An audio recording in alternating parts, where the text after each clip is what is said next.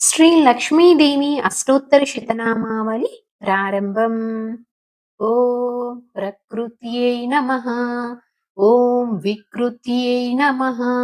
ఓం విద్యాయై నమః. ఓం సర్వభూతహితప్రదాయై నమః. ఓం శ్రద్ధాయై నమః. ఓం విభూత్యై నమః. ఓం సురభ్యై నమః. ఓం పరమాత్మికాయై నమః. ఓం వాచే నమః. ఓం పద్మాలయాయై నమః. ఓం పద్మాయై నమః. ఓం శుచయే నమః. ఓం స్వాహాయై నమః.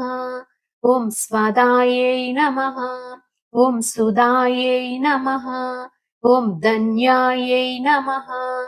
ఓం హిరణ్మయై నమః. ఓం లక్ష్మ్యై నమః. ఓం నిత్యపుష్టాయై నమః. ఓం విభావర్యై నమః. ఓం ఆదిత్యై నమః. ఓం దిత్యై నమః. ఓం దీప్తాయై నమః.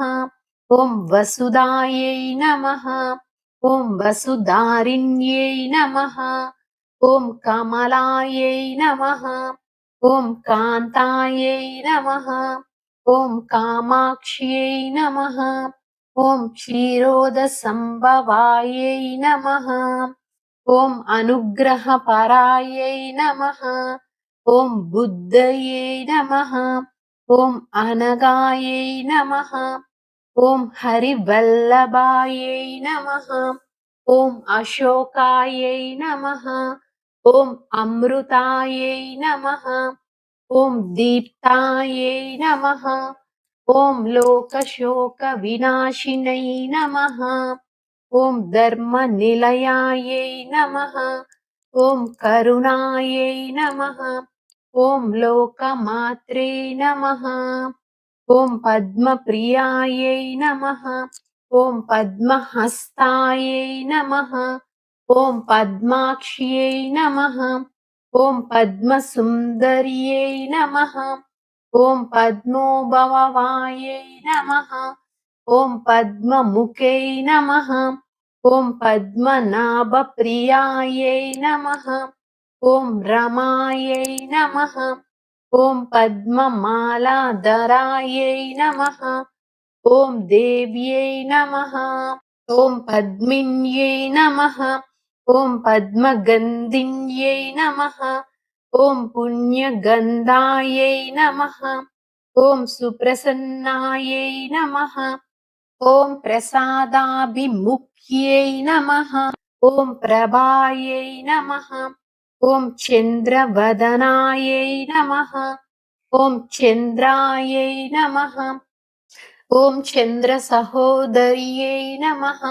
ఓం చతుర్భుజాయై నమః. ఓం చంద్రరూపాయై నమః. ఓం ఇందిరాయై నమః. ఓం ఇందుశీతలాయై నమః. ఓం ఆహ్లాదజనన్యై నమః. ఓం పుష్ట్యై నమః. ఓం శివాయై నమః. ఓం శివకర్యై నమః. ఓం సత్యై నమః. ఓం విమలాయై నమః. ఓం విశ్వజనన్యై నమః. ఓం తుష్టయే నమః. ఓం దారిద్ర్యనాశిన్యై నమః. ఓం ప్రీతిపుష్కరిణ్యై నమః. ఓం శాంతాయై నమః. ఓం శుక్లమాల్యాంబరాయై నమః. ఓం శ్రియై నమః. ఓం భాస్కర్యై నమః. ఓం బిల్వనిలయాయై నమః. ఓం వరారోహాయై నమః. ఓం యశస్విన్యై నమః. ఓం ఓం వసుంధరాయై నమః. ఓం ఉదరాంగాయై నమః. ఓం హరిణ్యై నమః. ఓం హేమమాలినై నమః. ఓం ధనధాన్యకర్యై నమః. ఓం సిద్ధయే నమః. ఓం స్త్రైణ సౌమ్యాయై నమః. ఓం సదా సౌమ్యాయై నమః. ఓం శుభప్రదాయై నమః. ॐ नृपावेश्मगतायै नमः। ॐ नन्दायै नमः। ॐ वरलक्ष्म्यै नमः। ॐ वसुप्रदायै नमः। ॐ शुभायै नमः। ॐ हिरण्यप्राकारायै नमः। ॐ समुद्रतनयायै नमः। ॐ जयायै नमः। ॐ मङ्गलायै देव्यै नमः।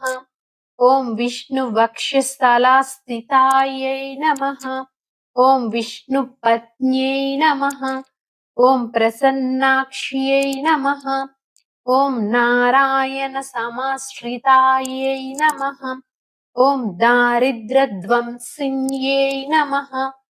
ॐ सर्वोपद्रववारिण्यै नमः। ॐ नवदुर्गायै नमः।